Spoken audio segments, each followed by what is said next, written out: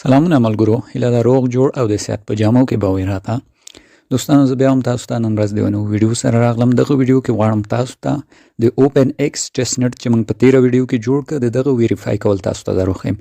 نو دغه ټیسټ نټ دوستانو موږ په تیره ویډیو کې جوړ کړ. که هغه ویډیو مې نو کتلی نو لینک لومړی کومنټ کې ږدم، لاړ شئ هغه ویډیو لومړی وګورئ او د ساتوشي اپلیکیشن څخه د وډرا لپاره ځان ته ټیسټ نټ جوړ کړئ. چې ټیسټ نټ جوړ نه کړئ وډرا نشئ کولی.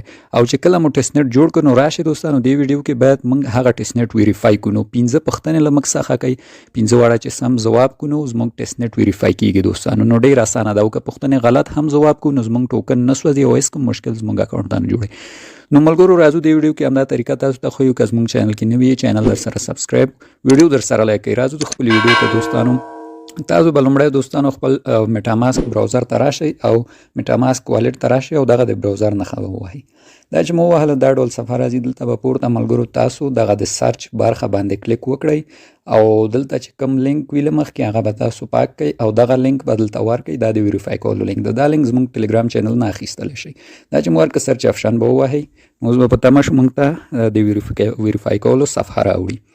نو په تمه کېږو دوستانو دغه لوډینګ خلاصي. ښه نو دوستانو دا ډول یو صفحه موږ ته راوړي. دلته موږ کولی شو دغه خپل اکاونټ یا د خپل ټیسټ نټ کې ویسي کړو. نو لومړی به ملګرو موږ خپل والټ کنیکټ کوو دې ټیسټ نټ سره. د کنیکټ آپشن به کلیک کوو او دلته به بیا راشو دا کنیکټ آپشن به کلیک کوو، خپل والټ به کنیکټ کوو.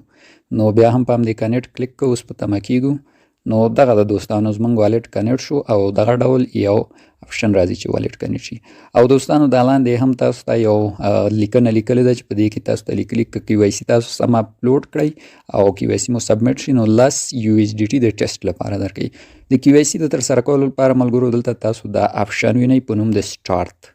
نو دا سټارت آپشن چې تاسو وینئ نو همدغه به موږ دوستانو ووهو. اوس به موږ ته 15 پوښتنې راوازې شي. دلته به ملګرو دا چې مو د ساین آپشن باندې کلیک کوئ نو په همدې به کلیک واخلي در سره.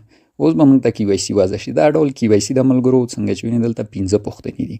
دغه 15 پوښتنې به موږ ورته سم ځواب کړو نو بیا زموږ کی واي سي اپلوډ کیږي. او که چیرته دوستانو موږ دغه غلط ځواب کړو نو هم کوم مشکل نه لري. مثلا تاسو دلته ګورئ دا لومړی سوال ده.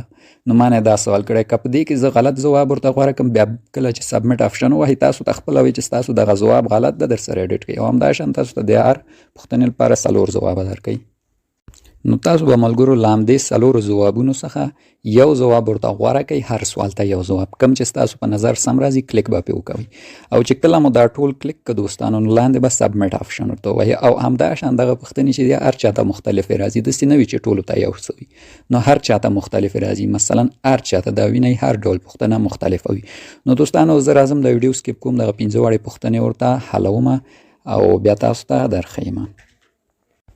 ښه نو دوستانو 15 واړه پوښتنې ما ورته حل کړې. اوس به دا د سبمیټ آپشن ووهئ. دلته اوس دا د ساین آپشن ووهئ، دا کی واي سي به ورته سبمیټ کړئ.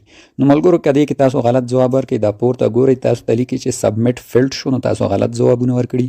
نو بیرته راشئ د خپل ځوابونه مو وګورئ، ځوابونه تغییر کړئ او سم ځوابونو ته چې بدل کړئ نو بیرته ستاسو کی واي سي پاس کیږي. نو څنګه چې ونې دوستانو ما لږ ویډیو سکیپ کړله او پوښتنې مې سمې ځواب کړې نو وینئ زما کی واي سي پاس شوله. نو دلته تاسو ته بیا لیکي کی واي سي پاس.